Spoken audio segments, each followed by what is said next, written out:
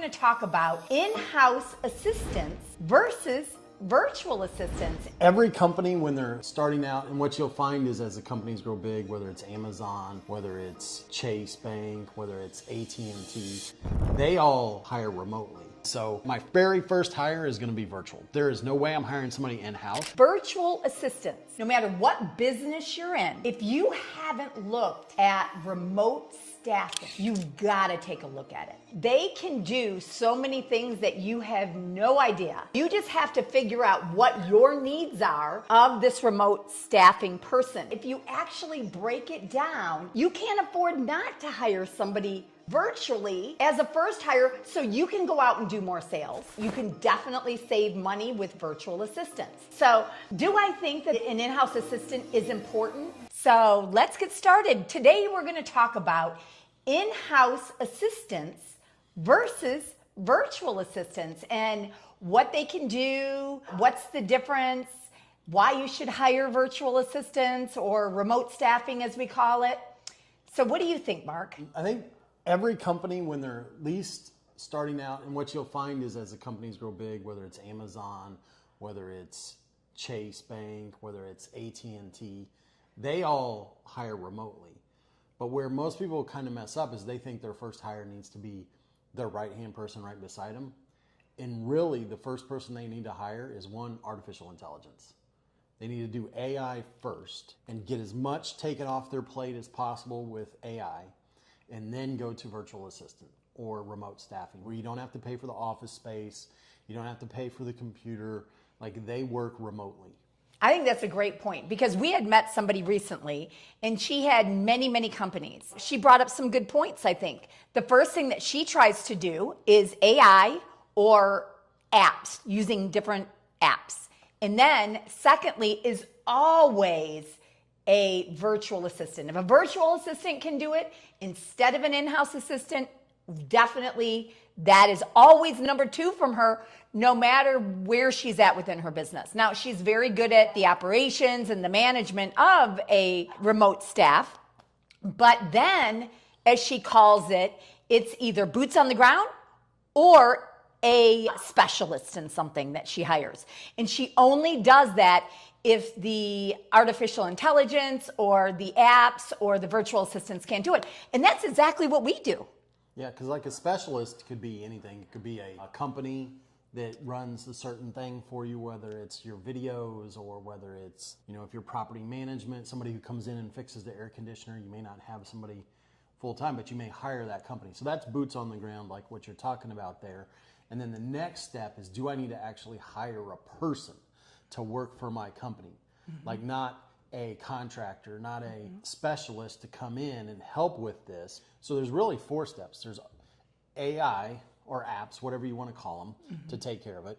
Then it's remote staffing, somebody who may or may not be, they're not going to be in the office. They may be in the United States, they may be in Mexico, they may be in the Philippines, they may be in Costa Rica, wherever they're going to be, but they're not there. They may or may not work 40 hours a week for you. Mm-hmm. Then the next step is specialist, somebody to come in who specializes in, hey, maybe it's a videographer, maybe it's a person to handle, as I said, the air conditioning, maybe somebody come in and handle like accounting for your company, the books. Attorney. They're not an employee, so you're not paying a W-2 to them. It's all 1099, what you're reporting to them. And then the next step, the final step, is where you actually, if needed, do I need an actual person here? Right. Wherever you're located. Do I need an actual person at 123 Main Street in my office to be here 40 hours a week, 20 hours a week, whatever it is you're going to hire them for? And then that's the kind of like where you need to go with that. Yep. So the first thing I would do, and I'm going to give the example of real estate, okay? Because that real estate is just an easy example for us to give you. But I want you to do this with whatever company you work with. And write down all the different tasks and all the different things that need to be done within the company. And then figure out what you can do with an AI or app first. Figure out all the things that you can do there. Then secondly, is do you need an in-house boots on the ground, or can you actually hire a remote worker, like Mark said, in the United States, around the world, wherever it is? For example, photographers, okay? Photographers need to be boots on the ground, probably. An inspector. But they don't need to be working for your company. That's right. That's right. So it's a specialist. Yeah. You can hire somebody, contract out to go take pictures. The one thing about that industry in particular, the prices have been drove down. But yeah, they're here. They're not a W-2. They depend. So if you have a big company, a big real estate But that's company. not where you start. That's not Right. where you start. You start with contracting out. Right, absolutely. And so somebody who's putting signs in the yards for your for sale signs or your, just sold signs or open house signs or something like that. Then you have your, somebody at some point maybe in-house to do filing or to do things that have to be done in-house, which is not most things in real estate if you really break it down.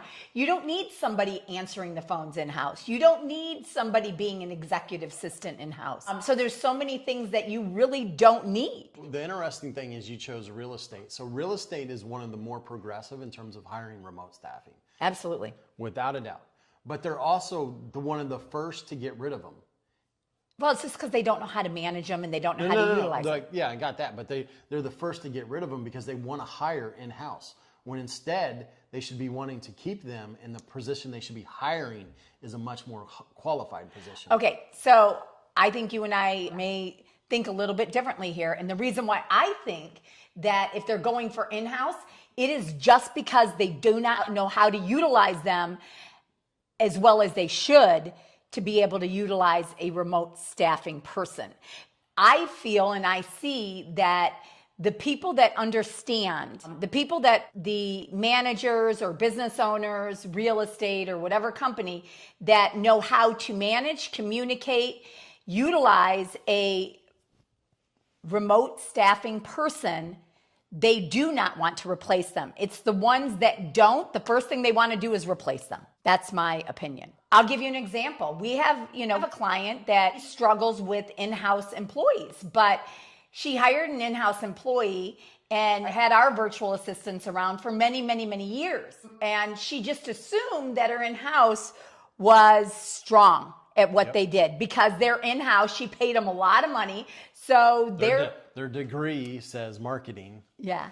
And so they had a problem with the virtual assistants. And usually when the in-house has a problem with the virtual assistants, it's because they're threatened by them, I think, first. Could be.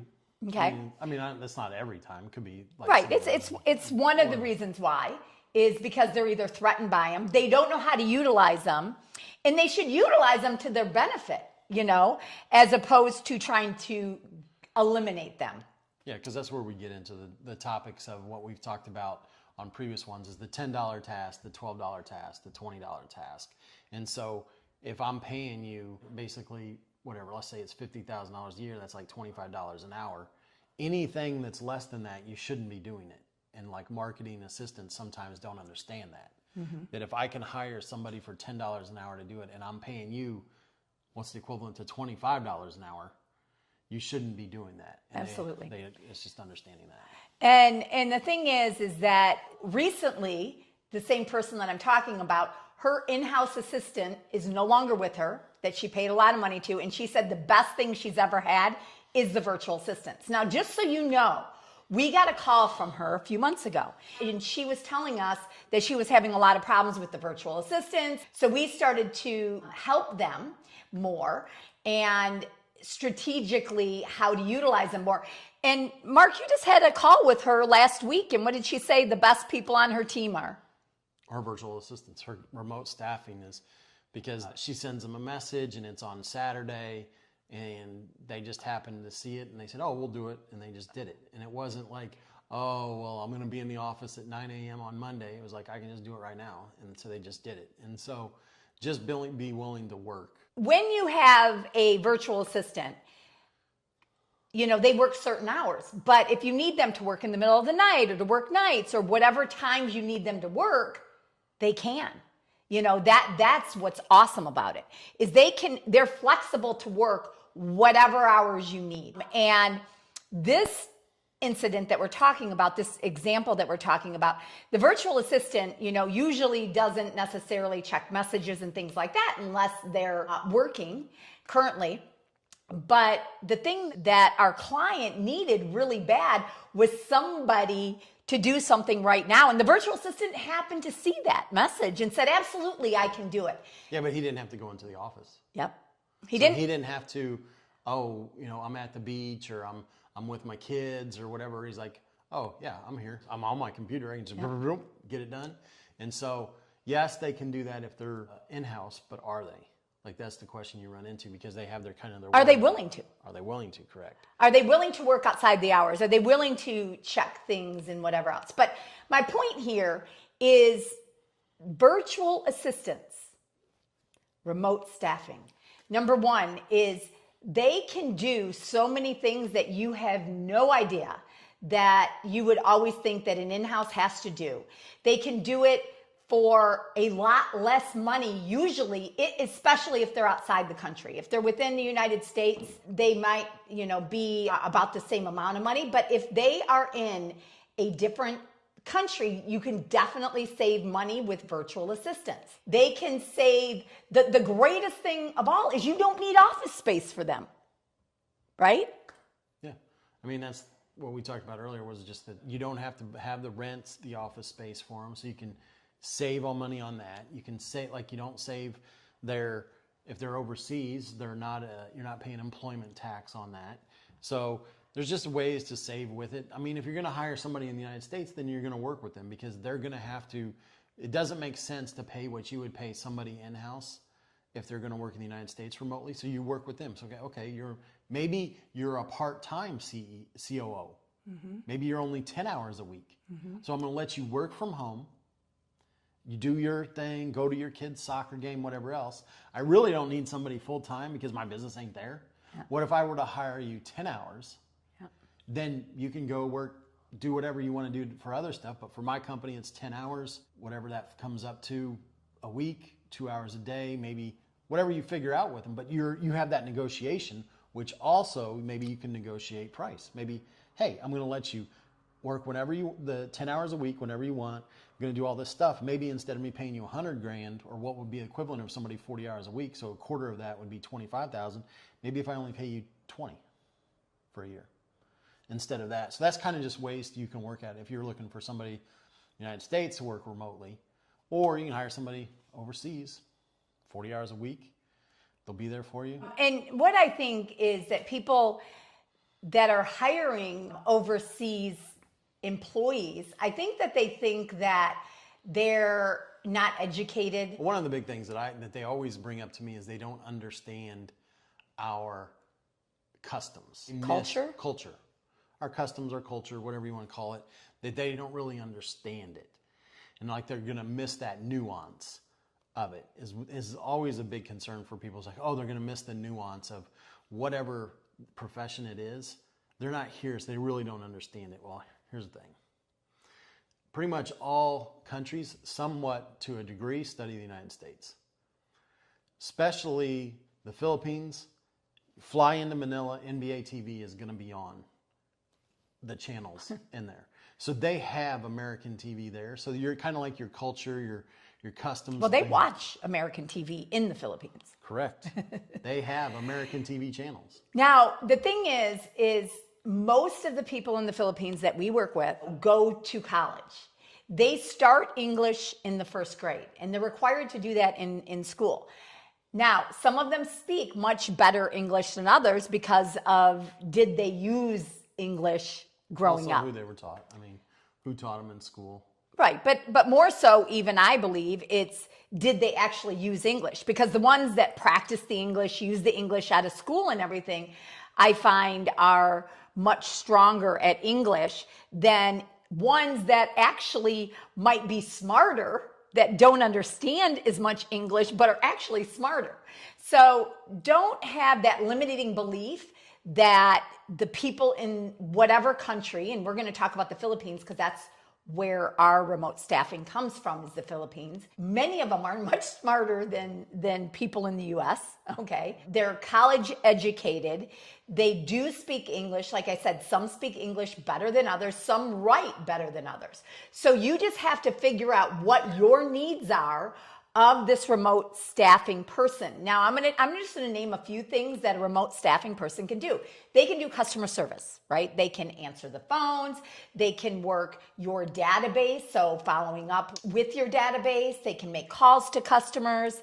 They can figure out, customers that are ready to buy or sell or make appointments, for offices. So for doctors' offices or other offices or therapists, there's a lot of things that are online today that they can make the appointments for. They can make your scheduling. They can be your executive assistant doing your emails. They can be your marketing assistant and your creative assistant. And if you're doing videos, websites, Google Business, video editing. They can also do appointment setting. So there's so many different things that a virtual assistant can do that you don't need an in-house assistant. So do I think that an in-house assistant is important? Absolutely.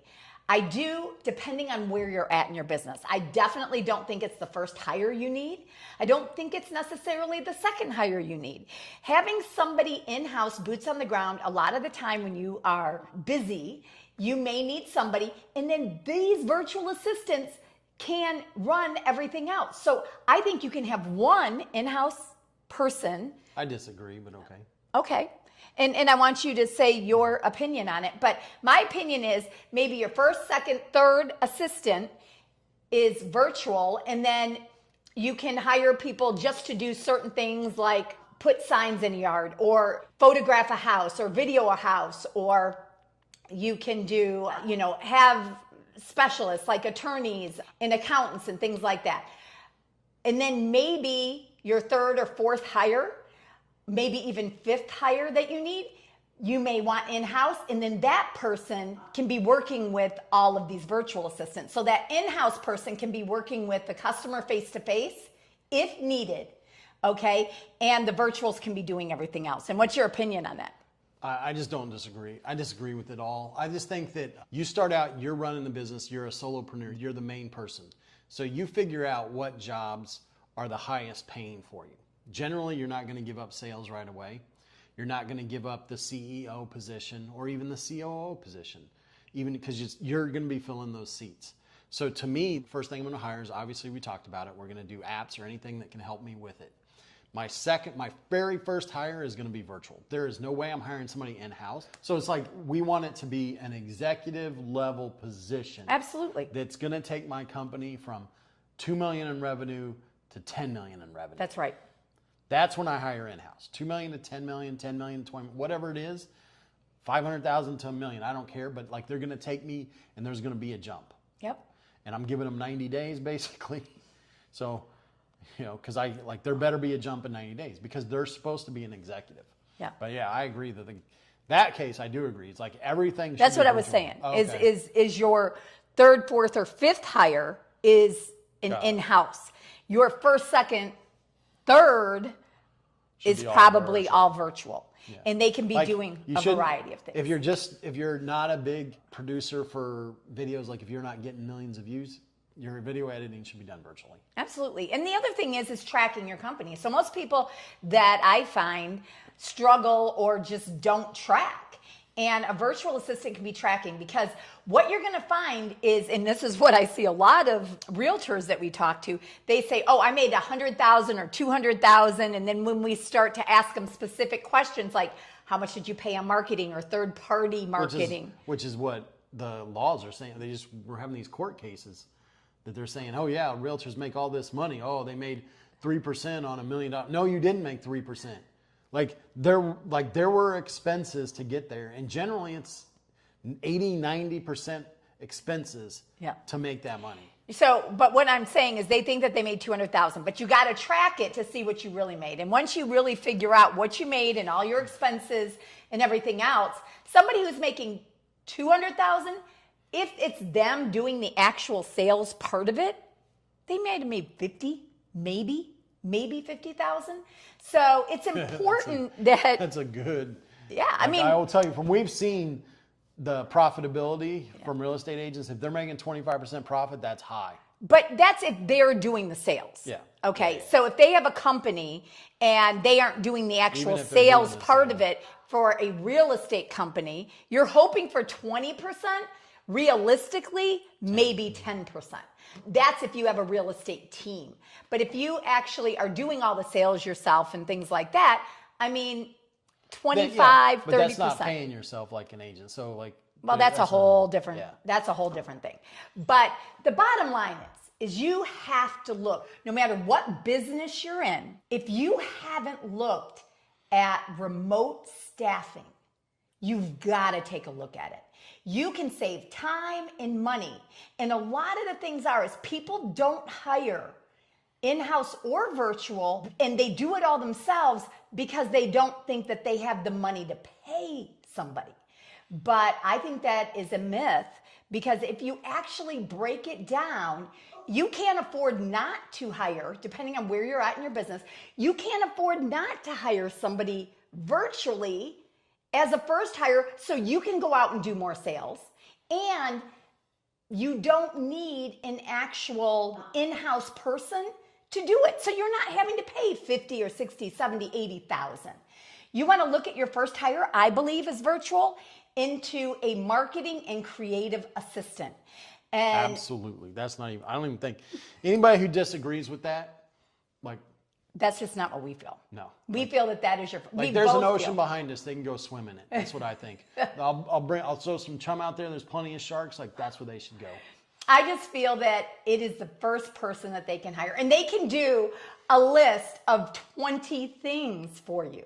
But if you're looking at a remote staffing person compared to an in-house person, what we want you to do is go and write down all the things that you do, and then all the things that either AI or app can do, then anything that you don't need to have an in-house person doing, and all the things that only an in-house person, and like, it doesn't have to be an employee, it can be a specialist, or it can be a one-time thing that they just go and do it, or you hire contractors so they aren't actually employees.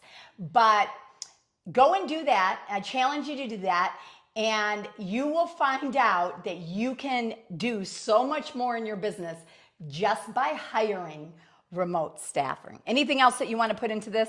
Nope. Say? Just hire. Just go, see where you're at in your business, and make sure that you're looking at your first hire as a remote staffing person.